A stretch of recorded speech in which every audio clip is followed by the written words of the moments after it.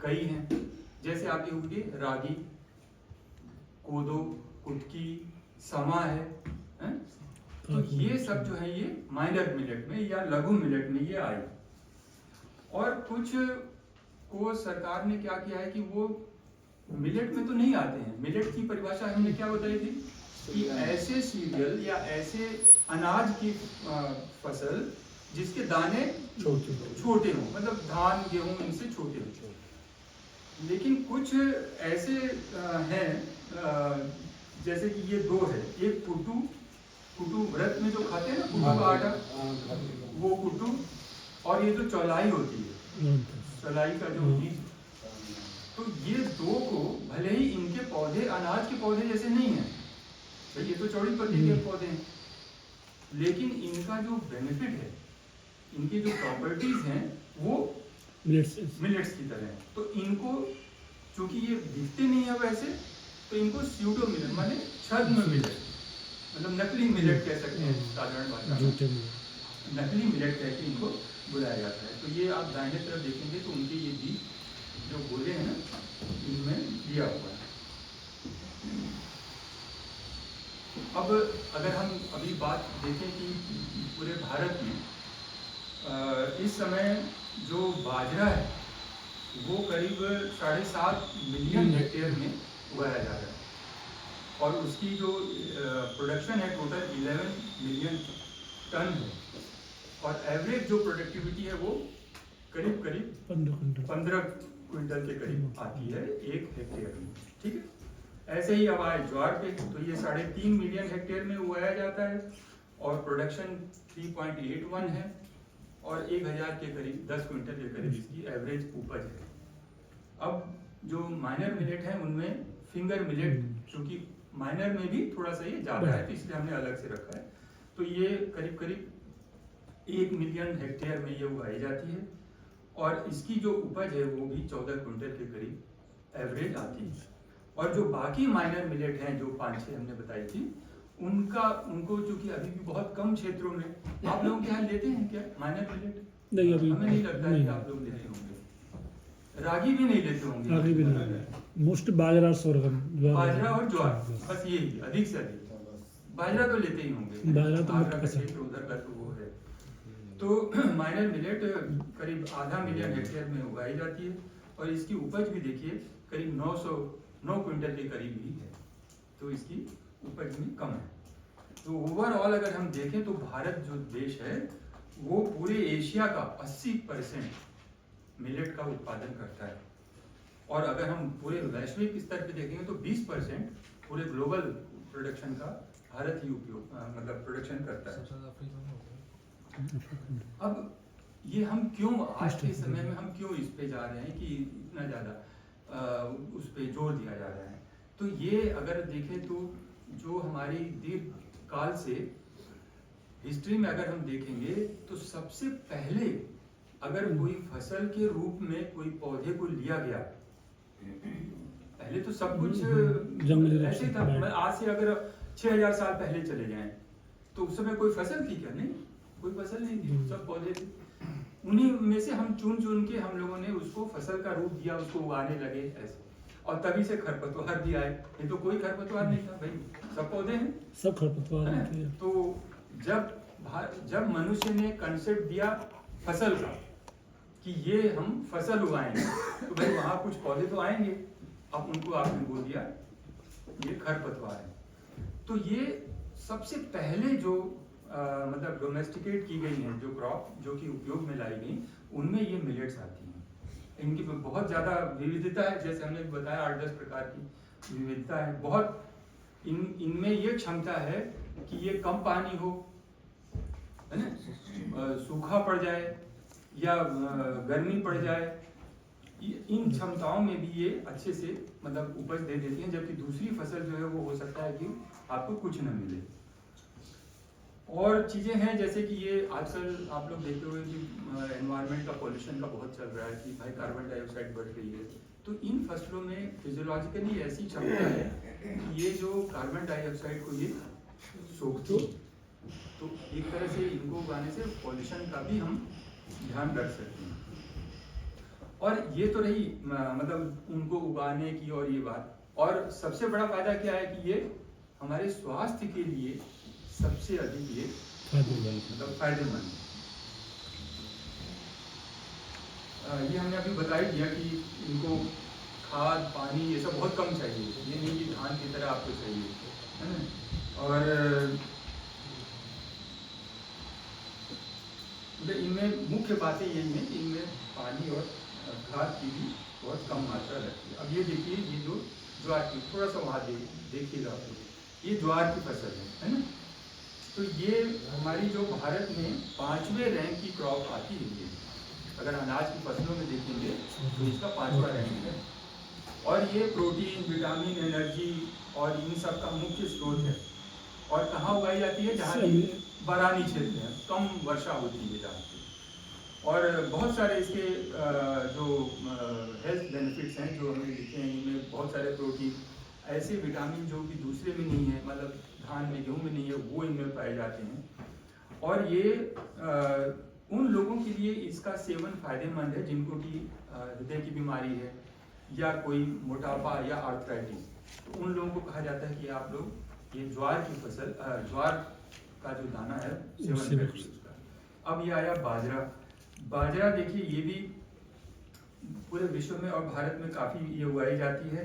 और ये भी जो सूखाग्रस्त जो क्षेत्र है, जहाँ पे ये कम वर्षा होती है और ज़्यादा तापमान जाता है, वहाँ पे ये बहुत अच्छे से आती है। और इसके अंदर कई जो मिनरल हैं, जैसे फोलेट है, मैग्नीशियम है, कॉपर है, जिंक, विटामिन्स हैं, ये प्रचुर मात्रा में ये पाए जाते हैं। अब आई बात है रागी की। तो रागी देखिए, ये उगाई जाती है, कर्नाटक है, उत्तराखंड है, तमिलनाडु, आंध्रा, उड़ीसा, झारखंड और महाराष्ट्र में। इसके भी काफ़ी बेनिफिट हैं जो हेल्थ से संबंधित। और सबसे बड़ा बेनिफिट जो रागी का है, मैं तो कहूँगा कि आप लोग बताऊँगा मैं अभी और आगे, कि रागी एक ऐसा अनाज है जिसमें कि सबसे अधिक कैल्शियम मिलता है। अगर आप रागी का बराबर सेवन करेंगे तो आपको ये कैल्शियम की टैबलेट नहीं खानी पड़ेगी। 344 mg 100 ग्राम जो दाना है उसमें 344 mg कैल्शियम मिलता है। तो ये देखिए कितना फायदेमंद है ये। और ये भी जो जिनको भी ये बीमारी डायबिटिक होते हैं उनके लिए ये काफ़ी फायदेमंद है। ऐसे ही कोदो है, ये भी जहाँ आप हैं अभी मध्य प्रदेश, इस इलाके में कोदो बहुत उगाई जाती है।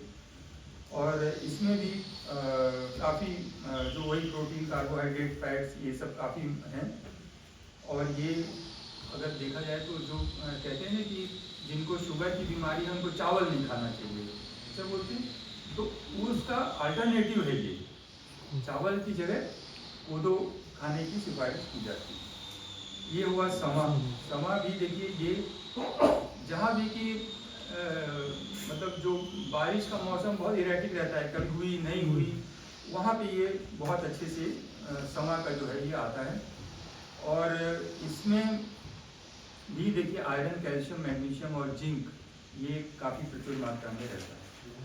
अब ये फॉक्सटेल मिलेट वगैरह, ये तो आप लोगों ने देखी है कभी फॉक्सटेल मिलेट वगैरह? जी अभी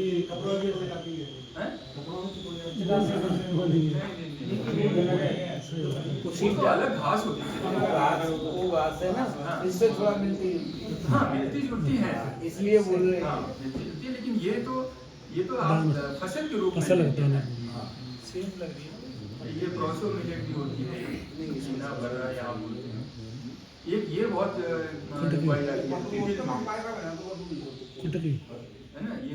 ये देखिए, ये आपके क्षेत्र में आगरा के आसपास भले ही न क्यों, थोड़ा सा ऊपर जाएंगे ना, जो तराई का एरिया है यूपी का, उत्तराखंड का, में वहाँ पे ये सारी जो है फसलें काफ़ी। और आजकल तो ये ऑर्गेनिक के नाम, ऑर्गेनिकली उगा के और मार्केट में इतनी महंगी मिलती हैं, ये 200 रुपये किलो ये सब बिक रही हैं। तो इसलिए मतलब सरकार का भी और हम लोगों का भी जोर है कि आप अगर इन फसलों को अपने फसल चक्र में अगर लाएंगे तो आपको क्या क्या बेनिफिट होंगे। एक तो आपको आपका जो इनपुट कॉस्ट है, वो कम। मतलब जो आप लगा रहे हैं लागत, वो कम लगेगी क्योंकि कम पानी कम खाद। दूसरे कम समय में ये पक जाएंगी। अब सवा होता है जो ये सवा तो आपको 50-55 दिन में ही ये पूरा बढ़िया से पक के आप घर पे ले आएंगे। दूसरे कि आपको जो ये हेल्थ वाले बेनिफिट हैं कि आपके स्वास्थ्य में जो ये सुधार होगा। ये तो चौलाई राजगीर ये जो हमने बताया था कि इनको भी इसी सूडो मिलेट्स में इनको दिया गया है। नोवा आता है। हाँ, तो ये देखिए इनकी जो एक समराइज कर दें हम तो उनके जो हेल्थ बेनिफिट हैं वो एक तो ये है कि कहते हैं ना कि बॉडी मनुष्य का जो शरीर है वो एसिडिक नहीं होना चाहिए। आयुर्वेद अगर कुछ लोग होंगे आयुर्वेद के तो वो कहेंगे कि भाई अगर आपके शरीर में अम्लीयता बढ़ गई है, एसिडिटी बढ़ गई है, तो वहाँ ये इनके अंदर क्या प्रॉपर्टी है कि वो क्षारीय बनाते हैं, अल्कलाइन बनाते हैं, इजीली डाइजेस्टिबल हैं, कोई बहुत पचाने में बहुत कुछ नहीं लगता है, आपकी आंतों के लिए अच्छे हैं, कोलेस्ट्रॉल कम करते हैं, फाइबर ज़्यादा होता है और डायबिटीज़ के लिए लो ग्लाइसेमिक इंडेक्स है जीआई।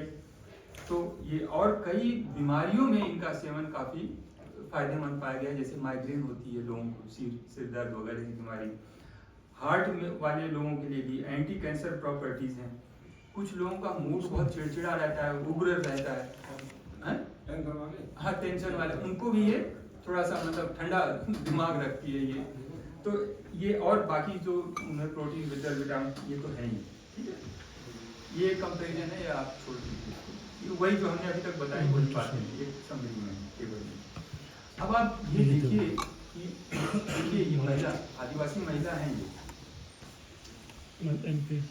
हाँ आप लोगों को नहीं मालूम होगा, लेकिन ये जो महिला है 27 साल की है, यही यहाँ से 40-50 किलोमीटर दूर है। इसका नाम है आपका क्या, लहरी बाई, ठीक है, लहरी बाई। इनको भारत सरकार ने अपना एम्बेसडर बनाया है मिलेट का। सोचिए क्यों, क्योंकि इन्होंने अपने घर में अपने रिसोर्सेज जो फूस की उसकी ना झोपड़ी में इनमें इन्होंने करीब 150 किस्मों का संरक्षण किया। ये ऐसी महिला, तो इनको यहाँ पे भी लगा था तो हम लोग मिले थे इनसे। तो देखिए इस तरह से योगदान लोग कर रहे हैं।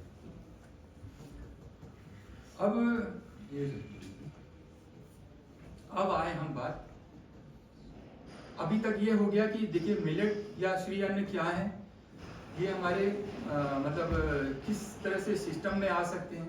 धान गेहूं चक्र के अलावा भी हम इनको ले सकते हैं, इनमें लागत कम लगेगी और इनके हेल्थ बेनिफिट कितने हैं ये हमने अब तक बता दिया। अब आ जाए हम इनकी खेती पे।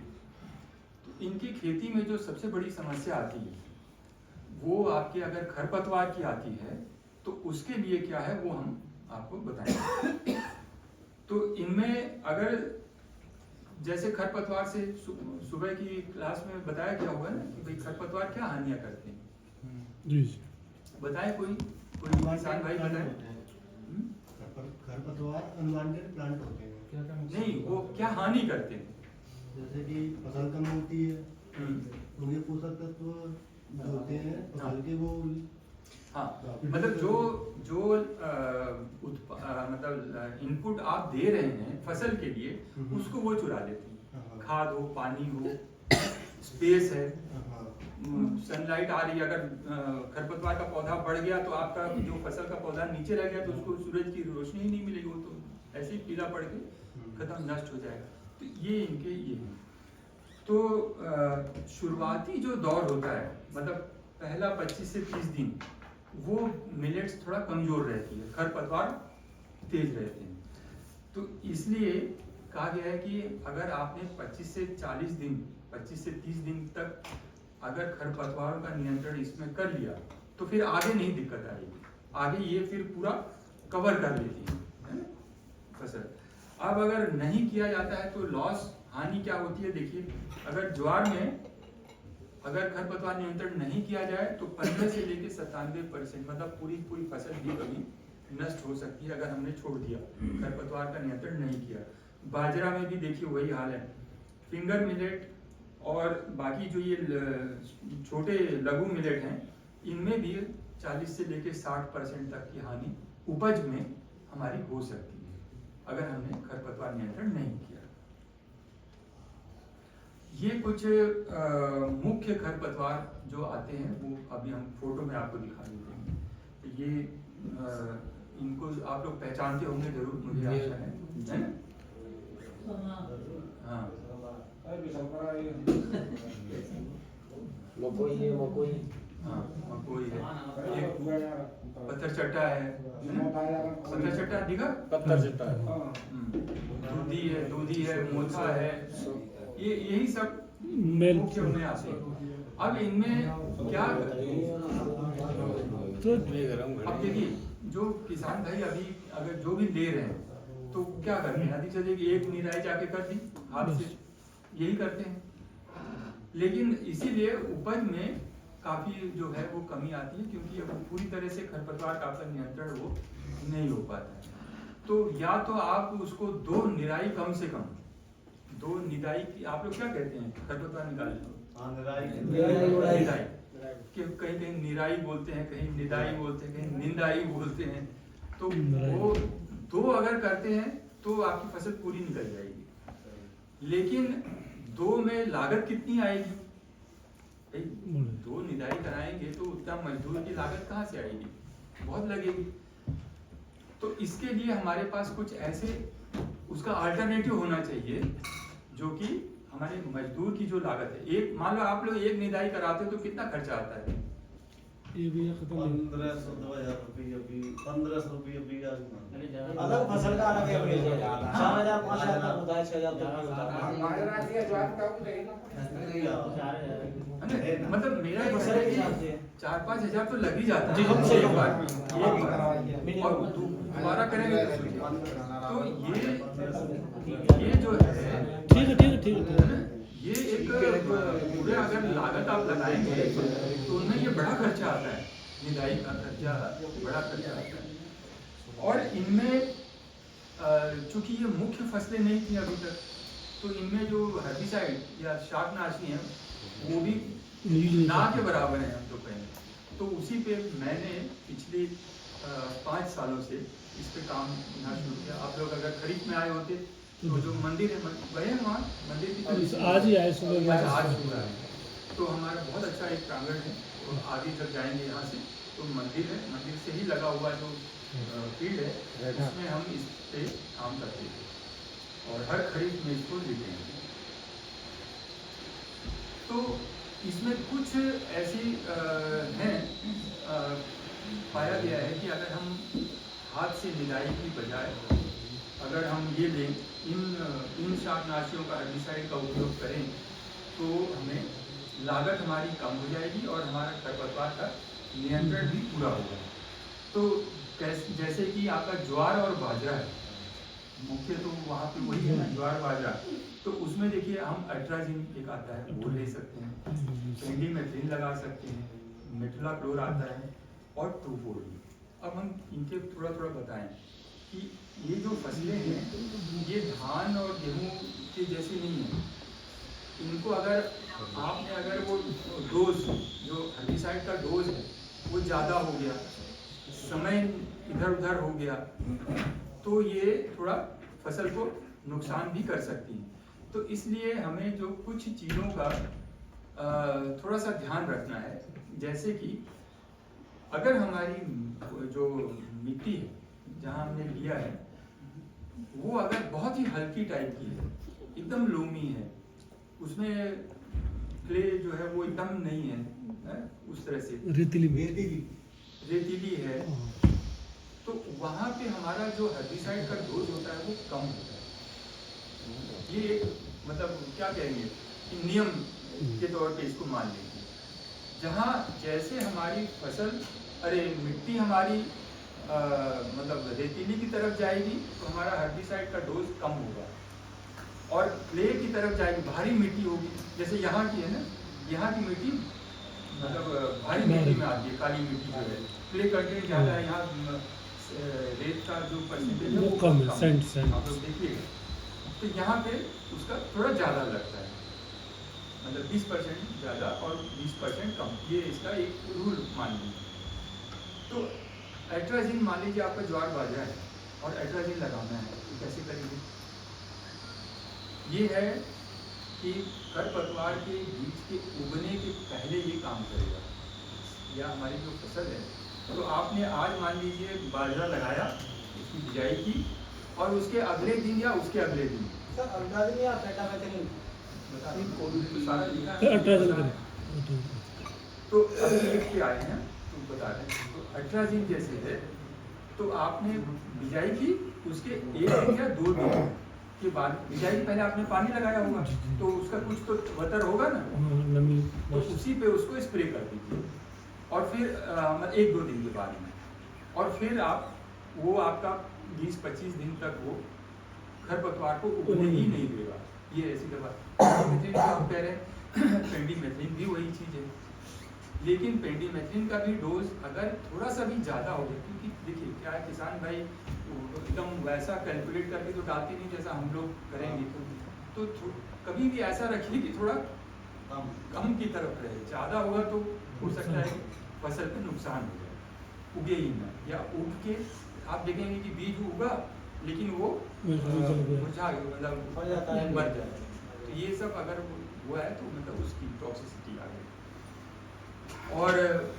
और ये जो दोनों हमने बताए, अल्ट्राजिन और पेंडिमेथ्रिन, तो ये घास हो या चौड़ी पत्ती हो, दोनों को कवर करते हैं, दोनों को मतलब मारते हैं। लेकिन 25 दिन की हो गई फसल और चौड़ी पत्ती वाले काफ़ी आ गए खरपतवार, तो उसके लिए आपका जो 2,4-D है, 2,4-D पता होगा आप लोगों को, यूज किया होगा, वो आप डालिए, तो इस पे कोई नुकसान नहीं होगा फसल पे, और चौड़ी पत्ती के जितने भी खरपतवार हैं सब वो नष्ट हो जाएंगे। और अगर हम बाकी मिलेट पे आए, जो फिंगर मिलेट है, मतलब जो रागी, समा, ये, तो इनमें भी हमने ये देखा है यहाँ पे कि अल्ट्राजिन, लेकिन इसका डोज देखिए कम है, देखिए 500 है ना, इससे ज़्यादा इसमें नहीं लगाना, नहीं तो ये टॉक्सिक हो जाता है। मेट्रीब्यूजिन है, ऑक्सीफ्लोरोक्विन है, एक पायराजोसल्फिरॉन आता है, जो कि ये सब बेसिकली पैराजो जो है वो धान के लिए, तो उसको कर सकते हैं। और ये जो मेटसल्फिरॉन आप लोग गेहूं पे क्या लगाते हो? अच्छा हमें बताइए। सल्फोसल्फुरॉन, मेटसल्फुरॉन गेहूं हाँ। और क्या? 2,4-D लगाते हैं। 2,4-D। और धान में क्या आता है? कम होता है ना,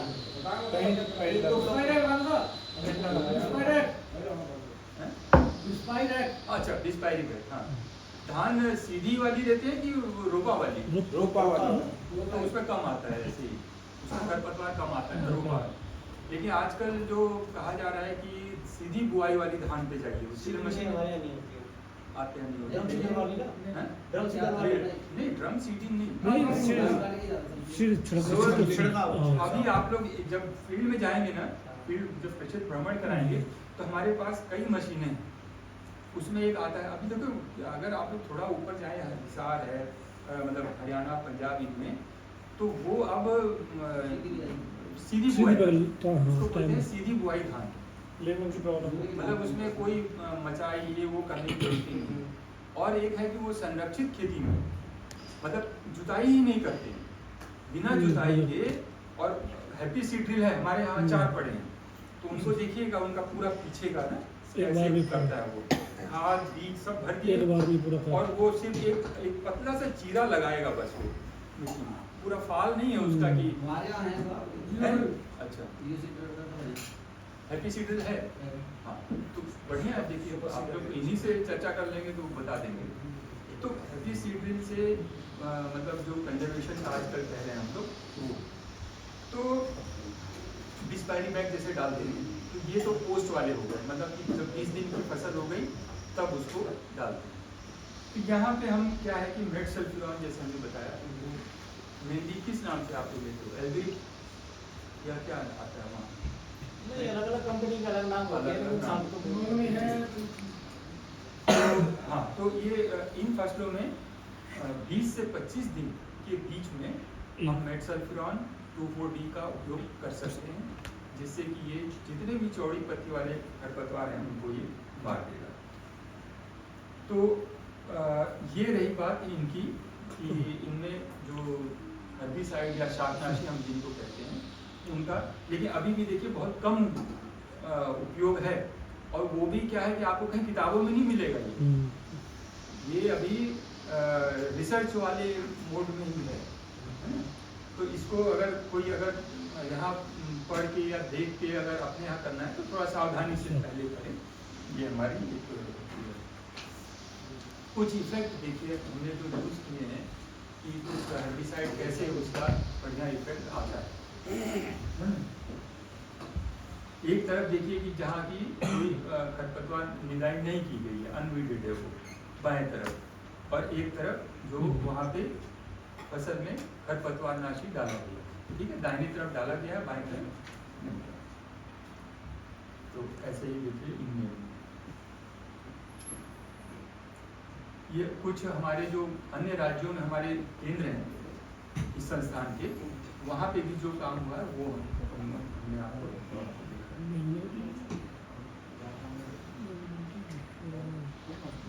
भुवनेश्वर में इस तरह का। अब ये देखिए जो बाजरे वाली बात आ रही है ना, तो बाजरे में ये जो एट्राजिन है 500 ग्राम का उपयोग ये कहाँ पे हुआ है, राजस्थान में, वहाँ का फोटो दिखा रहे हैं आपको कि उन्होंने किया है। और टेम्बोट्रियन जो है वो ये 100 ग्राम 3 से 4 लीटर, लेकिन हम ये कहेंगे कि जो टेम्बोट्रियन वाली चीज़ है इसको अभी आप लोग ना करिएगा, या करिएगा तो इसको बहुत कम डोज से पहले अपने यहाँ करके देख लीजिए। ये अभी अनुशंसा में कहीं नहीं है, ये रिसर्च में ये लेकिन पाया गया है कि ये ठीक है, लेकिन अगर मान लीजिए किसान भाई डाल दे कुछ जल जाए तो हम लोग ऊपर आ जाएगा, इसलिए ये होता है। तो ये देखिए ज्वार में है क्या है, इसके बड़े मिक्स्ड रिजल्ट आए हैं। ये जो टेम्बोट्रियन है ये कहीं पे तो बोलते हैं कि अच्छा काम कर रहा है और कहीं पे उसकी टॉक्सिसिटी आ रही है। तो ये हमें अपने क्षेत्र जो आप लोग हैं है ना, अधिकारी जो हैं, वो आप लोग करके देखिए कि हमारे यहाँ क्या सिचुएशन है, हमारी सॉइल में हम जब बोते हैं पानी क्या स्टेज का, कौन से खरपतवार है, सब देखिए अलग अलग है। खरपतवार नियंत्रण एक ऐसा विषय है कि ये पूरा का पूरा स्थानीय, मतलब एक स्थान से दूसरे स्थान पे ये उसके हिसाब से ये चेंज होगा। खरपतवार कैसे आ रहे हैं उसके हिसाब से आपका हर्बिसाइड चेंज हो जाएगा। तो ये एक अच्छा, आप लोग यहाँ बाजार जब लेते हो तो कभी ये वाला आया है क्या, ये अगिया जिसको बोलते हैं, ऐसा खरपतवार आया है टाइगर आया अगिया एक आता है, वो पूरा अगर वो लग जाए पूरे देश में, वो परजीवी खरपतवार कहीं कहीं पे है वो। अब सुबह जब हम बैठे थे तो कुछ लोग कह रहे थे कि ये जो आपका जैविक कृषि है इसके ऊपर भी, तो पहले हम उस पर भी काफ़ी हमने काम किया था। तो ये जैविक कृषि के लिए ये जो फसलें हैं ये सबसे उपयुक्त पाई गई। अगर आप जैविक कृषि की तरफ जा रहे हैं, अपना फार्म जैविक कृषि जैसा बनाना चाह रहे हैं, तो इन फसलों को अगर लेंगे तो एक हमने शुरू में क्या बताया, इनमें लागत कम लगती है, खाद पानी कम है। तो जैविक कृषि में भी आप कोई खाद तो दोगे नहीं, रासायनिक खाद, खाली आप निर्भर रहोगे अपनी इस पर गोबर की खाद। अच्छा, उसमें भी जैविक कृषि और प्राकृतिक कृषि ये दो अलग है ना, ये आगे लेक्चर में आएंगे आप। पहले जोर था जैविक कृषि, ऑर्गेनिक फार्मिंग, अब कहाँ जोर जा रहा है, भारत सरकार का 2,500 करोड़ रुपया उसके लिए आवंटित किया है। अभी एक हफ्ते पहले सरकार ने, तो वो प्राकृतिक कृषि का मतलब है कि आप बाहर से खाद भी नहीं लाओ, जो फार्म का गोबर की खाद 5 क्विंटल आप बाहर से ले आए, वो नहीं। अच्छा, कुछ चीजें तो ये इसके लिए हम बता दें कि जो प्राकृतिक खेती या जैविक खेती के लिए अगर आप ये मिलेट्स की लेते हैं तो ये बहुत उपयुक्त हैं और इनका आपको दाम बहुत अच्छा मिलेगा। अगर आप कितना भी अच्छा ऑर्गेनिक धान उगाओगे, गेहूँ उगाओगे तो उतना प्राइस नहीं मिलेगा। जबकि अगर आपने रागी उगा ली, अगर ऑर्गेनिक के लिए 150-200 रुपये किलो आराम से मिलती है, यहीं पे अगर आप लोग जबलपुर के ही मार्केट में जाओगे तो मिलेगा। तो इसके अब काफ़ी हैं, ये आगे आने वाले लेक्चर में कोई बताएंगे कि प्राकृतिक कृषि कैसे की जाए, उसके क्या कंपोनेंट हैं। इसमें बस आप लोग एक चीज़ का ध्यान रखना कि जब भी गोबर की खाद लगाएं तो वो एक बहुत बड़ा सोर्स होती है कि हमारे खरपतवार के बीज में, तो वो अच्छी तरह से सड़ी, जिसको बोलते हैं ना पकी खाद हो, जिसमें कि खरपतवार के बीज मर गए। उसे बनाने के अलग अलग मेथड है, वो आप लोग बताते ही होंगे। तो उसको ये ध्यान रखिए कि वो उसमें कुछ समय के लिए टेम्परेचर इतना जाए कि हर तरह के बीज और जो हानिकारक हैं, कीट हैं, व्याधियाँ कोई जनक हैं, जो वो सब नष्ट हो जाए, तभी उनको लाए। नहीं तो क्या हुआ कि आप खाद कहीं से ला रहे हैं और खेत में डाला तो आगे तो खरपतवार और बीज डल हो। ऐसा बहुत बार मतलब ये होता है। तो ये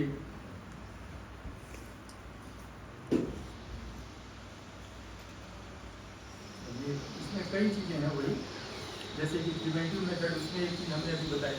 और खरपतवार प्रबंधन में एक और नियम है कि आप जो अपनी मेड़ है, आसपास का क्षेत्र है, उसमें ये जरूर ध्यान रखिए कि खरपतवार फूल पे ना आए या अपने खेत में। मान लीजिए लेट हो गया तो नुकसान तो वो कर रहा है, लेकिन फिर भी अगर आप उसको निकाल देंगे फूल आने के बीच बनने के पहले, तो कम से कम आगे आने वाले के लिए तो आपने रोक दिया। और एक होता है स्केल सीड बेड, यानी कि आपने हल्की सिंचाई की खेत में, खरपतवार उगे और उगने के बाद में उसको आपने बहुत हल्के से किसी बखर से ऐसे उन खरपतवार को मार दिया। या अगर ऑर्गेनिक या नहीं कर रहे हैं तो केमिकल आते हैं पैराक्वाट वगैरह, वो डालेंगे तो वो जल जाएगा। उसके बाद जब आप ज़्यादा डिस्टर्ब नहीं करके फसल लेंगे तो वो खरपतवार कम हो जाएंगे, क्योंकि ऊपर के जो आए थे वो आपने मार दिए, फिर आपने ज़्यादा डिस्टर्ब नहीं किया, तो वो इस तरह से रहता है। और एक मल्चिंग तो पता ही है ना, मतलब अपने जो धान का है या गेहूं का है उस तरह से जो पुआल डाल के उसमें करते हैं, वो बहुत इफेक्टिव चीज़ है इसके लिए। और मैकेनिकल, यहाँ पे आप वर्कशॉप में जब जाएंगे आप लोग तो छोटे छोटे आप ऐसे यंत्र आपको मिलेंगे जो कि बहुत आसान है, उसमें मेहनत कम लगती है और वो आपके खरपतवार को निकाल सकते हैं। तो ये देखिए ऐसे, जैसे कि यहीं पे फील्ड का है, वो पीछे जो बिल्डिंग दिख रही है वही मंदिर का वो। तो इस तरह से अगर बहुत सस्ते 150 रुपये में ये मिल जाएंगे इस तरह के। कुछ मल्चिंग का ऑर्गेनिक हमने दिखाया है, ये मल्चिंग किस अलग अलग स्टेज में।